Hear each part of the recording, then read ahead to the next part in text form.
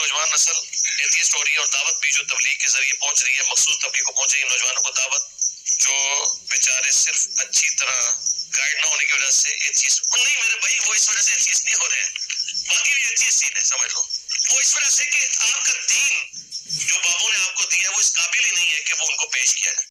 आज हमारे नौजवानों में इलाहाद फैलने की बड़ी वजूहात कौन कौन सी हैं और आज नौजवान इलाहाद का शिकार क्यों हो रहे हैं, इसकी 10 बड़ी वजूहात हैं जिन पर गौर किया जाए तो बिल्कुल वाज़ेह हो जाता है कि आज का जो नौजवान है वो इन वजूहात की बुनियाद पर इलाहाद का शिकार हो रहा है। इसके बरक्स मिर्ज़ा जेलमी ने एक वजह बयान की है कि कहता जी कि आपके बुज़ुर्ग बाबों ने जो दीन पेश किया है ये दीन इस काबिल ही नहीं है कि इसको कबूल किया जा सके। यानी जो नौजवान आज मुल्हिद हो रहे हैं, इलाहाद का शिकार हो रहे हैं, एथियस्ट हो रहे हैं, तो उसकी वजह यह है कि आपके बुज़ुर्ग बापों ने जो दीन पेश किया है ये दीन इस काबिल नहीं है कि नौजवान इसको कबूल कर सकें। ये मिर्ज़ा की बिल्कुल बात जहालत पे मबनी है।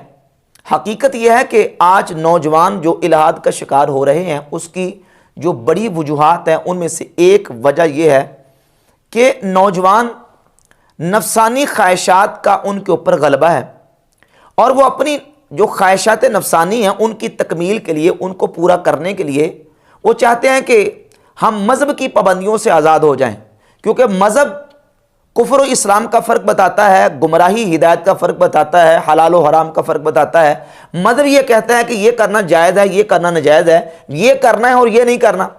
मज़हब पाबंदी लगाता है और मज़हब जो है वो गुनाह और जो नाजायज़ काम है उनमें रुकावट डालता है कि आपने ये काम नहीं करने, आपने अपनी ख्वाहिशात को पूरा करने के लिए इस अमल का इर्तिकाब नहीं करना।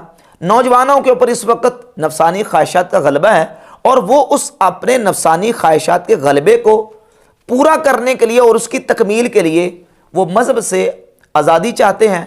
नतीजतन फिर वो किसी मुल्हिद के हत्थे चढ़ जाते हैं और मुल्हिद अपने फिर इल्हादी और फासिद जो अकायद व नज़रियात हैं उसकी बुनियाद पर नौजवानों को गुमराह कर देते हैं। और दूसरी बड़ी वजह नौजवानों के मुल्हिद होने की है मुल्हिदीन की बुरी सोहबत, क्योंकि जो सोहबत है ये भी एक असर रखती है। अच्छे की सोहबत इंसान को अच्छा बनाती है और बुरे की सोहबत इंसान को बुरा बनाती है। कुरान मजीद में अहादीस तय्यबात में इस पर मुकम्मल दलाइल मौजूद हैं कि बुरे की सोहबत से बचने का, बुरे के पास बैठने से बचने का कुरान मजीद ने हुक्म दिया है कि बुरे के साथ नहीं बैठना, बुरे की सोहबत इख्तियार नहीं करना। कुरान मजीद में अल्लाह रब्बुल इज़्ज़त फरमाता है व इम्मा युनसियन्नक शैतानु फला तक़उद बअद ज़िक्रा मअल क़ौमि ज़ालिमीन। अगर शैतान तुझे बुला दे तो याद आने के बाद जालिमों के पास मत बैठ। जालिमों की बात सुनना तो दूर की बात है, जालिमों के पास बैठने की भी इजाज़त नहीं है। अब ये जालिम कौन है? मुफस्सरीन ने तफसीर की किताबों में लिखा है कि दाखला फ़ीहिल काफ़िरो वल फ़ासिक़ो वल मुब्तदिउ वल क़ुऊदु मअ कुल्लिहिम मुम्तनि। इस जालिम में काफिर भी दाखिल है, फासिक भी दाखिल है और हर बिदअती दाखिल है। लिहाजा इन तमाम लोगों के साथ बैठना मना है, ममनू है। और फिर अहादीस तय्यबात को आप उठाकर देख लें, नबी पाक सल्लल्लाहु अलैहि वसल्लम ने जो है ना वो बुरी सोहबत से इज्तनाब करने का हुक्म दिया कि बुरी सोहबत में मत बैठो। ये बुरी सोहबत जो है वो अपना बुरा असर और बुरा रंग ज़रूर छोड़ती है। अब इस वक्त कॉलेजेस में, यूनिवर्सिटीज़ में जो हमारे जो नौजवान इलाहाद का शिकार हो रहे हैं उसकी वजह यह है कि कॉलेजेस में और यूनिवर्सिटीज़ में उनको मुल्हिदीन की सोहबत मिलती है, लड़कों की सोहबत भी मिलती है, स्टूडेंट्स की सोहबत भी मिलती है। और फिर तीसरी जो वजह इसके साथ और मिल जाती है वो है मुल्हिद टीचर, एथियस्ट टीचर, जो एथियस्ट और इल्हादी नज़रियात का शिकार हो चुके हैं टीचर्स, प्रोफेसर्स, वो नौजवान नस्ल के जहनों को ख़राब करते हैं और नौजवानों के अकायद व नज़रियात को और उनके जो जहन है उनको परागंदा वो करने के लिए पूरा वो ज़ोर लगाते हैं, जिसकी बुनियाद पर हमारे नौजवान जो है वो इस इल्हादी जो फितना उसका शिकार हो रहे हैं। तो ये 3 बड़ी वजूहात हैं। इसके साथ साथ एक और वजह जो चौथी वजह कह लें वो है हमारे जो स्कूलों, कॉलेजों में, यूनिवर्सिटीज़ में मगरबी निज़ाम तालीम का गलबा। इस वक्त बिलखुसूस यूनिवर्सिटी लेवल के ऊपर जो نظام تعلیم ہے اس میں جو ہے وہ مغربی نظام تعلیم کا اس کے اوپر غلبہ ہے اور اس کے اوپر مغربی نظام تعلیم کی چھاپ ہے۔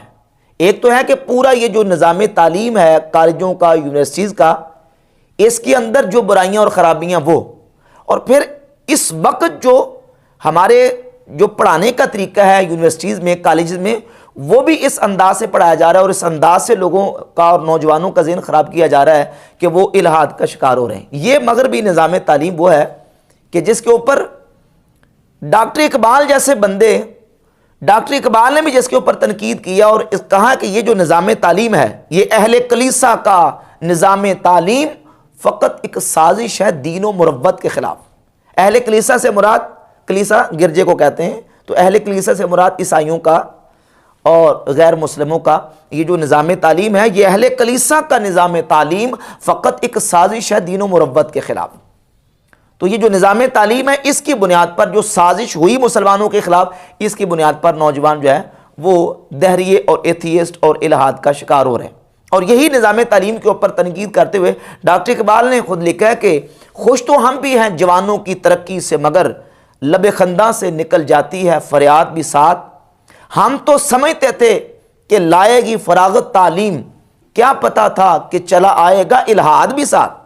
ہم تو یہ سمجھتے تھے کہ یہ جو تعلیم ہے، یہ جو نظام تعلیم ہے، اس تعلیم کو پڑھ کے اس نظام میں جو نوجوان ہیں وہ آ کے وہ فراغت ہو جائے گی۔ کہا کہ ہم تو سمجھتے تھے کہ لائے گی فراغت تعلیم، کیا پتا تھا کہ چلا آئے گا الحاد بھی ساتھ۔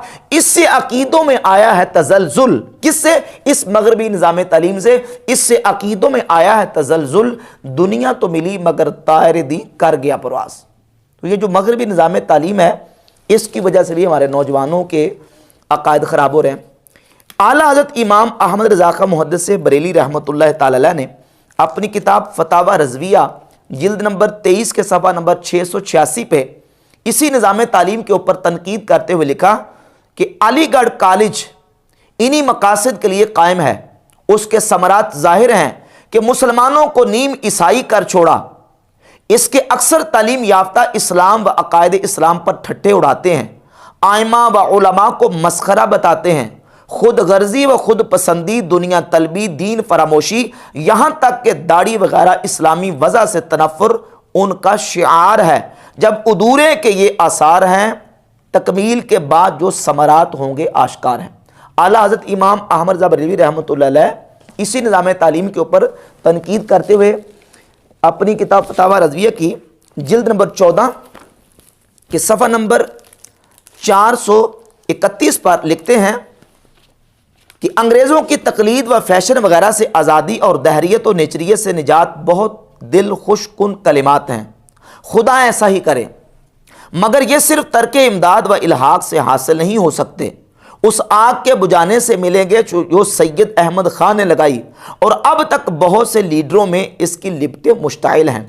انگریزی اور وہ بے سود و تضییع اوقات تعلیمی جن سے کچھ کام دین تو دین دنیا میں بھی نہیں پڑتا، جو صرف اس لیے رکھی گئی ہیں کہ لڑکے ایم عام و محملات پر مشغول رہ کر دین سے غافل رہیں، کہ ان میں حمیت دینی کا مادہ ہی پیدا نہ ہو، وہ یہ جانے ہی نہیں کہ ہم کیا ہیں اور ہمارا دین کیا، جیسا کہ عام طور پر مشہور و معہود ہے۔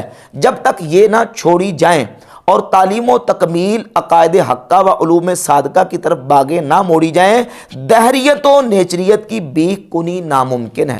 جب تک نظام تعلیم کی اصلاح نہ کی جائے اور نظام تعلیم کے اندر جو ہے وہ صحیح معنوں میں جو ہے وہ اس میں تبدیلی اور چینجنگ نہ کی جائے۔ اعلیٰ حضرت امام اہل سنت رحمۃ اللہ تعالی علیہ نے آج سے 100 سال پہلے اس بات کو لکھ دیا کہ دہریت اور نیچریت کی بیخ کنی ناممکن ہے، یہ نہیں ہو سکتا۔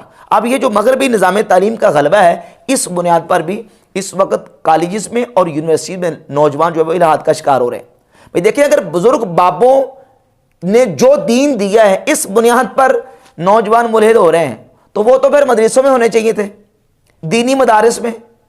وہ نعوذ باللہ تعالیٰ وہ الحاد کا شکار مسجدوں کے نمازی ہونے چاہیے تھے اور مدرسوں کے طالب علم ہونے چاہیے تھے۔ یہ ملحد جو ہے وہ مدرسوں کے طالب علم تو نہیں ہو رہے، مساجد کے نمازی تو نہیں ہو رہے، کون ہو رہے ہیں؟ یونیورسٹیوں میں، کالجوں میں لڑکے ہو رہے ہیں، اور پھر ان کے الحاد کا شکار ہونے کی ایک وجہ یہ بھی ہے کہ جو نوجوان وہاں پڑھتے ہیں کالجز میں، یونیورسٹیز میں، عمر کے اعتبار سے بھی اور علم کے اعتبار سے بھی ذہنی ان کی ناپختگی ہوتی ہے، ذہنی ناپختہ ہوتے ہیں ذہنی طور پر، اور پھر جو ان کو پٹی پڑھا دی جاتی ہے، پہلے دینی تعلیم تو ان کے پاس ہوتی نہیں ہے، اپنے دین کا علم نہیں ہوتا، ایک وقت انہوں نے سکولوں، کالجوں کی، یونیورسٹیز کی تعلیم حاصل کرنے کے لیے گزار دیا ہوتا ہے، بنیادی جو ایک مسلمان کے لیے دین کا علم اور اس کے اوپر جو اپنے عقائد کے دلائل اور نظریات کے جو دلائل ہیں وہ نوجوانوں کے پاس نہیں ہوتے، ذہنی ناپختگی ہوتی ہے جس کی وجہ سے وہ الحاد کا شکار ہوتے ہیں۔ اسی طرح ایک اور وجہ جو اس وقت نوجوانوں کے ملحد ہونے کی ہے وہ ہے مذہبی لوگوں سے نفرت۔ کسی شخص کو اپنی کسی ذاتی رنجش کی بنیاد پر کسی ایک شخص سے نفرت ہو جاتی ہے، تو ایک شخص سے نفرت ہوئی اور ایک شخص سے نفرت ہونے کی بنیاد پر پورے کے پورے طبقے کے ساتھ وہ متنفر ہو کے بیٹھ گیا۔ ایک نوجوان مسجد میں آیا یا کسی مدرسے میں گیا یا کسی بھی جگہ سے کسی دینی بندے کے ساتھ اس کی نفرت ہو گئی اور کوئی چپکش یا رنجش ہو گئی، اس کی بنیاد پر پورے کے پورے طبقے سے بدظن ہو کے بیٹھ گئے۔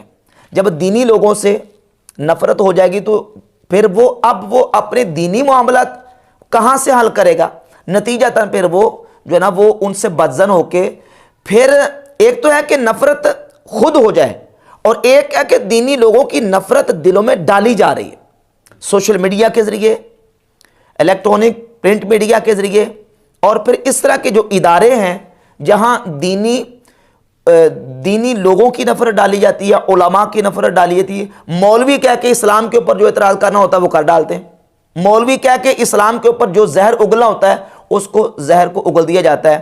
تو دینی لوگوں کی نفرت، علماء، صلحاء، بزرگ، بابے، سلف صالحین، ان کی نفرت دلوں میں پیدا ہو جانا یہ بھی ایک الحاد کے شکار ہونے کی وجہ ہے۔ ظاہر ہے کہ جب بزرگ بابوں سے نفرت ہو جائے گی، اپنے علماء سے نفرت ہوگی، اپنے صلحاء سے نفرت ہوگی، اور اپنی اسلامی ہسٹری اور تاریخ کے جو قابل قدر شخصیات ہیں، ہمارے اسلامی ہیروز ہیں، ان کے ساتھ جب دلوں میں نفرت بھر دی جائے گی تو نتیجتاً پھر الحاد کا شکار کرنے والے جو ملحدین ہیں ان کا جو حربہ اور حملہ ہے وہ اس کے اوپر پورا کارگر ثابت ہوگا۔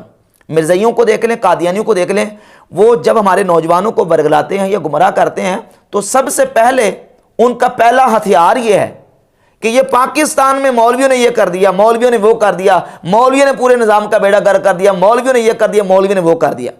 اور یہ اس طرح کے پھر جو لوگ ہوتے ہیں وہ نوجوانوں کے ذہنوں کو خراب کرتے ہیں۔ اور مرزا جیلمی کو دیکھیں، اس کی بھی الف سے لے کر بے تک، الف سے لے کر یہ تک ساری کی ساری بات ہی ہے کہ کتابوں کا خدا اور ہے، بابوں کا خدا اور، بابوں کی نفرت، علماء کی نفرت، صلحاء کی نفرت اور اکابرین کی نفرت جو نا وہ نوجوانوں کے دلوں میں ڈال رہا ہے۔ اور ایک وجہ جو ہے وہ نوجوانوں کے ملحد ہونے کی ہے مادہ پرستی اور روحانیت سے دوری۔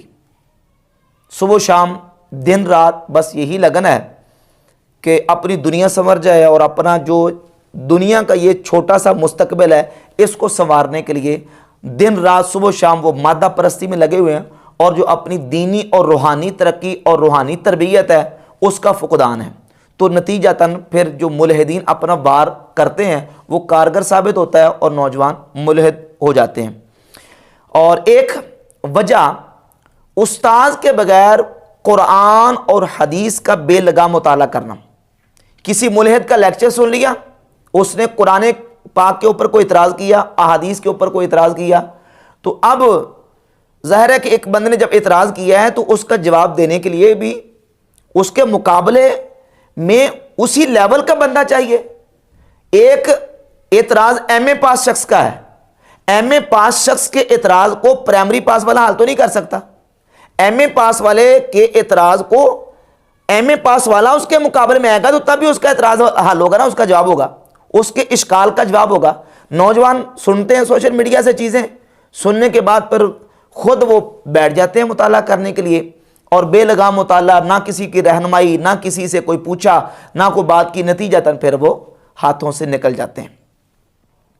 اس کے علاوہ ایک جو وجہ ہے نوجوانوں کے ملحد ہونے کی وہ ہے مذہب کو عقل کے اوپر پرکھنا۔ اسلام کے عقائد و نظریات، جنت، دوزخ، باس بعد الموت، قبر کے حالات، برزخ کے حالات اور دیگر جو ہمارے ایمانیات سے جن چیزوں کا تعلق ہے، ان عقائد و نظریات کو، معجزات کو، کرامات کو اپنی عقل کے ترازو پہ تولنے کی کوشش کرتے ہیں، جبکہ جو ہمارے اسلامی عقائد و نظریات اور وہ چیزیں جو ہمارے ایمانیات سے اور امور غیب سے تعلق رکھتی ہیں، ایمان بالغیب کے ساتھ تعلق رکھتی ہیں، ان کو ہم عقل کے ترازو پہ تول نہیں سکتے۔ یہ بات اپنی جگہ پہ مسلمہ ہے کہ علم آنے کے 3 ذرائع ہیں، 3 ذریعوں سے انسان کو علم آتا ہے۔ نمبر 1 حواس سلیمہ، نمبر 2 خبر صادق اور نمبر 3 عقل۔ حواس سلیمہ، خبر صادق اور عقل یہ علم کے آنے کا ذریعہ ہیں، لیکن اس کے باوجود کہ عقل علم کے آنے کا ذریعہ ہے، عقل کا ایک دائرہ ہے۔ عقل اپنے دائرے کے اندر چیزوں کا ادراک رکھتی ہے، اپنے دائرے سے باہر وہ چیزوں کا تصور نہیں کر سکتی۔ جو اس کے دائرے سے باہر ہے، عقل اس کو اپنے اوپر تول نہیں سکتی، کیونکہ ہر چیز کا ایک نہ ایک اس کی حد ہے، لمٹ ہے۔ مثال کے طور پر سمجھیں کہ ایک ترازو اور ایک کنڈا وہ ہے جس کے اوپر ہم بوریاں، من، کلو کی صورت میں وزن تولتے ہیں، اور ایک ترازو وہ ہے جو سنارے کے پاس ہوتا ہے جس کے اوپر ماشے، رتیاں، تولے تولتے ہیں۔ اب وہ ماشے، رتیاں اور تولے جو گرام تولنے والا سنارے کا جو کنڈا اور ترازو ہے، اس کے اوپر آلو کی، چنے کی، دال کی، چاول کی، چینی کی بوریاں نہیں تول سکتی، کیونکہ اس کی کیپیسٹی نہیں ہے، اس کی طاقت نہیں ہے، اس کی ایک حد ہے، اس کی ایک لمٹ ہے۔ تو انسان کی عقل کا ایک دائرہ ہے، اس کی ایک حد ہے۔ عقل اپنے دائرے سے باہر چیزوں کا ادراک نہیں کر سکتی۔ دنیا میں 20 سینکڑوں ایسی چیزیں ان کی حقیقت کو ہم مانتے ہیں کہ اس کی حقیقت ہے، اس کا وجود ہے، لیکن اس کی جو حقیقت کما کو ہو اس کا ہم ادراک نہیں کر سکتے، عقل اس کا ادراک نہیں کر سکتی۔ عقل کا وجود ہے، وجود کا مطلب یہ کہ عقل پائی جاتی ہے، عقل ہے، لیکن اب اس عقل کی حقیقت کیا ہے؟ عقل ہے، عقل کس طرح کی ہے، کتنی بڑی ہے، کتنی چوڑی، کتنی لمبی، اس کا حجم کیا ہے، کتنی گہری ہے، لال ہے، پیلی ہے، کھٹی ہے، کالی ہے، سفید ہے، کیا اس کا رنگ ہے، اس کی حقیقت تک ہمارا ادراک اور رسائی نہیں ہے۔ اسی طریقے سے ایسی بہت ساری چیزیں، مثلا انسان کے وجود کے اندر، انسان کے جسم کے اندر روح موجود ہے۔ اب روح کی حقیقت ہے، روح کا وجود ہے، ایک حقیقت ہے، لیکن اس روح کی حقیقت کا ادراک کیا ہم عقل کے ساتھ کر سکتے ہیں؟ جیسے دیکھیں کہ الفاظ کا ادراک جو ہے وہ نگاہ کرتی ہے انسان کی، انسان اپنی آنکھوں سے الفاظ کو دیکھتا ہے اور اس کے معنی کا ادراک انسان کی عقل کرتی ہے، اس کا شعور کرتا ہے، اس کا دماغ کرتا ہے۔ دماغ کے ساتھ ہم الفاظ کو دیکھ نہیں سکتے، دیکھنے کے لیے اللہ رب العزت نے انسان کو آنکھیں دی ہیں، اور اس کا ادراک کرنے کے لیے انسان کو اللہ رب العزت نے شعور اور عقل عطا فرمائی ہے۔ تو ہر چیز کا ایک دائرہ ہے، اس کو اسی کے دائرے میں ہم رکھ کے چل سکتے ہیں۔ ہوا جو ہے یہ ایک حقیقت ہے کہ ہوا ہے، اب وہ ہوا جو ہے اس کی حقیقت کا ادراک ہم عقل کے ساتھ کریں، اس کا رنگ کیا ہے تو آج تک عقل اس کا ادراک نہیں کر سکی۔ تو ہزاروں ایسی چیزیں ہیں کہ جس کا عقل آج تک ادراک نہیں کر سکی۔ اب اسلامی عقائد و نظریات جو ہیں وہ عقل کے خلاف نہیں ہیں، یہ نہیں کہ وہ عقل کے خلاف ہیں، عقل کے خلاف نہیں، ہاں عقل سے ماورا ہیں، کہ عقل کے دائرے سے بہت ساری ایسی چیزیں جو باہر ہیں جس کو ہم عقل کے ترازو کے اوپر تول نہیں سکتے۔ تو نوجوان کیا کرتے ہیں کہ وہ ساری چیزوں کو وہ سمعنا و اطعنا کی بجائے کہتے ہیں کہ ہم تحقیق کریں گے، ریسرچ کریں گے اور اس کے بعد مانیں گے۔ تو جب عقل کے ترازو کے اوپر عقائد و نظریات اسلامیہ کو اور ایمانیات کو تولنا شروع کر دیں گے تو پھر نتیجتاً گمراہی کا شکار ہوں گے۔ اور 10ویں اور آخری جو بڑی وجہ ہے اس وقت نوجوانوں کے ملحد ہونے کی، وہ ہے سوشل میڈیا کا پلیٹ فارم۔ کیونکہ ملحدین کے پاس اس وقت جو سب سے بڑا پلیٹ فارم ہے، کیونکہ ان کے پاس نہ تو مدارس ہیں، نہ ان کے پاس ممبر ہے، محراب ہے جس کے ذریعے وہ لوگوں تک اپنے الہادی فتنے کو اور الہادی فاسد نظریات کو پہنچا سکے۔ ان کے پاس جو پلیٹ فارم ہے وہ ہے سوشل میڈیا، یوٹیوب ہے، فیس بک ہے اور دیگر جو سوشل میڈیا کے جتنے ذرائع وہ ان کے پاس موجود ہیں۔ اور اس وقت ہماری نوجوان نسل جو ہے وہ جس طرح سوشل میڈیا کے ساتھ ریلیٹڈ ہے، وابستہ ہے، وہ آپ کے سامنے ہے۔ کوئی بھی چیز ہے اس کی تحقیق ریسرچ کرنی ہے تو کہتے ہیں میں گوگل سے سرچ کروں گا, سوشل میڈیا سے سرچ کروں گا. نتیجتاً پھر جب وہ سنتے سنتے دیکھتے دیکھتے سوشل میڈیا کے اوپر ملحدین کے ایتھیسٹ کے لیکچر سننا شروع کر دیتے ہیں تو پھر سنتے پھر ان کے ہی ہو کے رہ جاتے ہیں. جبکہ قرآن پاک احادیث طیبات کی تعلیمات, ہمیں ہمارے دین کی تعلیمات اس چیز کی اجازت نہیں دیتی کہ ایک ناپختہ ذہن مسلمان سادہ لو ہے وہ اس طرح کے بے دین اور بد مذہب اور اس طرح کے جو ہے وہ لوگوں کے لیکچر کو سنیں, بیانات کو سنیں. یہ مسلمان کو اس کی اجازت نہیں ہے. اور پھر اس طرح کے لوگ بھی ہمارے معاشرے میں سوشل میڈیا پہ موجود ہے جو کہتے ہیں یہ سنو سب کی مرضی اپنی کرو. یہ واحد پلیٹ فارم ہے, جس طرح مرزا جیلمی کہتا ہے یہ واحد پلیٹ فارم ہے جو کہتا ہے سب کو سنیں. جب اس طرح کی آپ لوگوں کو دعوت دیں گے کہ سب کو سنیں تو اس میں پھر نوجوان فرق تو نہیں کریں گے. وہ کہیں گے ٹھیک ہے سب کو سنیں, قادیانی کو بھی سنیں, ہندوؤں کو سنیں, عیسائیوں کو سنیں, یہودیوں کو سنیں اور ہر مذہب, ہر فرقے, ہر طبقے کو سنیں. جب یہ ذہن بن جائے گا کہ سب کو سنیں اور اس میں کوئی فرق نہیں ہوگا کہ کس کو سننا ہے کس کو نہیں سننا, کس کی بات کو لینا ہے کس کی بات کو نہیں لینا, اپنا دین کہاں سے سیکھنا ہے, اپنے دین کو کیسے بچانا ہے, جب یہ ذہن ہی نہیں ہوگا تو نتیجتاً پھر نوجوان جو ہے وہ الحاد کا اور ایتھیسٹ کے فتنے کا شکار ہوں گے اور اس انداز سے ہو رہے ہیں. یہ بڑی وجوہات ہیں. اچھا, اب اس سلسلے میں مرزا جیلمی نے ایک اور بات بھی کی ہے کہ یہ لوگ دیندار طبقہ اور ان کے جو بڑے بزرگ بابے ہیں ان کے اندر اتنی کمپیٹنسی اور اتنی صلاحیت ہی نہیں ہے کہ یہ دہریوں کا اور نیچریوں کا اور ایتھیسٹ کا جواب دے سکیں. یعنی یہ بات بھی جہالت پہ مبنی ہے. آپ اسلامی ہسٹری تاریخ کو اٹھا کر دیکھ لیں, جس وقت بھی کسی بھی بے دین طبقے نے اسلام کے خلاف, مسلمانوں کے خلاف کوئی بھی آواز اٹھائی ہے تو اس کا جواب کس نے دیا ہے؟ علماء نے دیا, امت کے اکابرین اسلاف نے دیا. امام غزالی رحمۃ اللہ کی کتابوں کو اٹھا کر دیکھ لیں, امام فخر الدین رازی رحمۃ اللہ کی کتابوں کو اٹھا کر دیکھ لیں, امام اعظم ابو حنیفہ رحمۃ اللہ کے مناظرے, امام شافعی کے مناظرے موجود ہیں. دہریوں کے ساتھ جو ہے نا وہ ایتھیسٹ کے ساتھ, خدا کے وجود و ہستی کے منکروں کے ساتھ ان کے مناظرے موجود ہیں. ہمارے علم کلام کی جتنی کتابیں ہیں, اب مرزا کی تو چونکہ ضرورت نہیں ہے کہ وہ عربی کتابوں کو ہاتھ لگا سکے, عربی جتنی کتابیں ہیں علم کلام کی بالخصوص کتابیں, ان کا پہلا چیپٹر الہیات پہ ہے. اللہ رب العزت کے وجود و ہستی کو دلائل کے ساتھ, اور اس کے اوپر انہوں نے باقاعدہ فلاسفہ کے اصول اور مناطقہ کے اصولوں جو ان کے مسلمات ہیں ان کی روشنی میں اللہ رب العزت کے وجود اور ہستی کو ثابت کیا ہے کہ اس کائنات کا بنانے والا موجود ہے اور وہ اللہ رب العزت کی ذات ہے. بحمد تعالیٰ علم کلام کی عقائد کی کتابیں بری پڑی ہیں. لیکن یہ بات اپنی جگہ پہ بات مسلمہ ہے کہ ہر بات ہر بندے کے ساتھ نہیں کی جا سکتی اور ہر بات ہر جگہ پہ کرنا مناسب بھی نہیں ہے. کلم الناس علی قدر عقولہم, لوگوں کی عقلوں کے مطابق ان کے ساتھ بات کرو. انزل الناس علی قدر منازلہم, لوگوں کو ان کے مرتبے کے مطابق اتارو. ایک بات وہاں کی جائے جہاں لوگ اس فتنے کا شکار ہو چکے ہیں. مثلا یہ جو دہریے ہیں, ایتھیسٹ ہیں, ملحدین ہیں, ان کا جہاں فتنہ ہے وہاں بات کی جائے گی. جہاں ان کا فتنہ پہنچا ہی نہیں ہے, جہاں عوام کو اس بات کی ان کے اشکالات کے حل کی اور جوابات کی ضرورت ہی نہیں ہے, تو وہاں ان کے اشکالات کو چھیڑ کے جواب کیوں دیا جائے؟ ہمارے یہاں عام طور پہ مساجد, ممبر و محراب سے جو علماء کی آواز اٹھتی ہے وہ عام پبلک, مسلمانوں کی جو پبلک ہے ان تک ہے.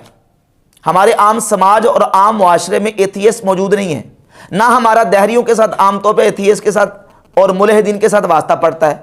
جن کا واسطہ پڑتا ہے, جو لوگ اس فتنے میں مبتلا ہو چکے ہیں, ضرورت ان کو جو ہے نا وہ گائیڈ کرنے کی, ان کی رہنمائی کی ضرورت ہے. نہ یہ کہ ہم ہر جگہ پہ ممبر محراب اور اپنی جو جلسے تقریریں محفلیں ہیں ان کی اندر جو ہے وہ ایتھیسٹ اور ملحدین کے اعتراضات اور ان کے اشکالات کو پیش کر کر کے عوام کے سامنے ان کے جوابات دیں. کیونکہ وہاں تو عوام اس فتنے کا شکار ہی نہیں ہوئی اور وہاں عوام کو اس بات کی ضرورت ہی نہیں ہے کہ ان کے سامنے ان اشکالات کو اور اعتراضات کو پیش کیا جائے اور پیش کر کے ان کے ویسے بلا وجہ ذہنوں کو پراگندہ کیا جائے اور تشویش کا شکار بنایا جائے. تو علماء یہ بحمد اللہ سمجھتے ہیں کہ کون سی بات کہاں کرنی ہے. پھر علماء کی کیٹیگریاں ہیں, ہر عالم ایک جیسا بھی نہیں ہے. دنیا کے ہر شعبے میں, میڈیکل فیلڈ کو دیکھ لیں, میڈیکل فیلڈ میں اب ایک فیلڈ ہے, ایک ڈپارٹمنٹ, ایک شعبہ ہے, اس میں ڈاکٹرز کی کئی قسمیں ہیں، یعنی ایک ڈاکٹر کسی شعبے کا ماہر ہے، دوسرا کسی شعبے کا ماہر ہے، تیسرا کسی اور شعبے کا ماہر ہے۔ میڈیکل ان کا یعنی مجموعی طور پر فیلڈ اور شعبہ ایک ہے میڈیکل کا، لیکن ایک ہارٹ کا اسپیشلسٹ ہے، ایک آنکھوں کا اسپیشلسٹ ہے، ایک ماہر سرجن ہے۔ اب ماہر سرجن کا اپنا کام ہے، ہارٹ کے اسپیشلسٹ کا مرض کی تشخیص کرنا اپنا کام ہے، آئز کے اسپیشلسٹ کا اپنا کام ہے۔ علماء جو ہے دین کے، ان کے بھی اپنی کیٹیگریاں ہیں۔ ایک عالم وہ ہے جو مدرسے میں بچوں کو ضرب یضرب پڑھاتا ہے، ایک عالم وہ ہے کہ جو بچوں کو تفسیر اور حدیث پڑھاتا ہے، فقہ پڑھاتا ہے، مدرس ہے، تدریس کرتا ہے۔ ایک عالم وہ ہے کہ جس کا شغل اور جس کی فیلڈ یہ ہے کہ وہ رد بد مذاہب کرتا ہے، وہ بے دین اور اسلام کے خلاف بولنے والوں کا رد کرتا ہے، اس کی اپنی فیلڈ ہے۔ اس کا مناظرہ اور علم کلام اس کی فیلڈ ہے، تو وہ اپنی فیلڈ کا کام کرے گا۔ یہ ضروری نہیں کہ ہر عالم جو ہے وہ ساری دنیا جہان کے جتنے علم سے وابستہ کام ہے سارے کے سارے کرے۔ اب دیکھیں امام بخاری رحمۃ اللہ تعالی علیہ، امام بخاری محدث ہیں، لیکن امام بخاری نے حدیث کی کتابیں لکھنے کے باوجود کوئی ایک کتاب بھی ایسی نہیں ہے کہ آپ کہیں کہ امام بخاری نے ملحدین کے رد میں کوئی کتاب لکھی ہو۔ کیوں نہیں لکھی؟ آپ کوئی اعتراض تو نہیں کر سکتا، انہوں نے اپنی فیلڈ میں کام کیا ہے۔ تو علماء جو جس کی فیلڈ ہے وہ اس فیلڈ میں کام بحمد تعالیٰ پوری اسلامی تاریخ میں کرتے رہے ہیں اور کر رہے ہیں۔ جہاں تک مرزا نے یہ کہا کہ ان کے اندر کمپیٹنسی نہیں ہے، قابلیت نہیں ہے، تو یہ اس کی جہالت میں مبنی بات ہے۔ اس وقت بھی ملحدین کو اور دہریوں کو جو جوابات جو لوگ دے رہے ہیں وہ علماء کی کتابوں سے استفادہ کر کے دے رہے ہیں، علماء کی کتابوں سے تراجم کروا کے، ان کی کتابوں کی تلخیص تصحیح کروا کے، وہ علماء کی کتابوں سے ہی استفادہ کر کے بحمد تعالیٰ جواب دے رہے ہیں۔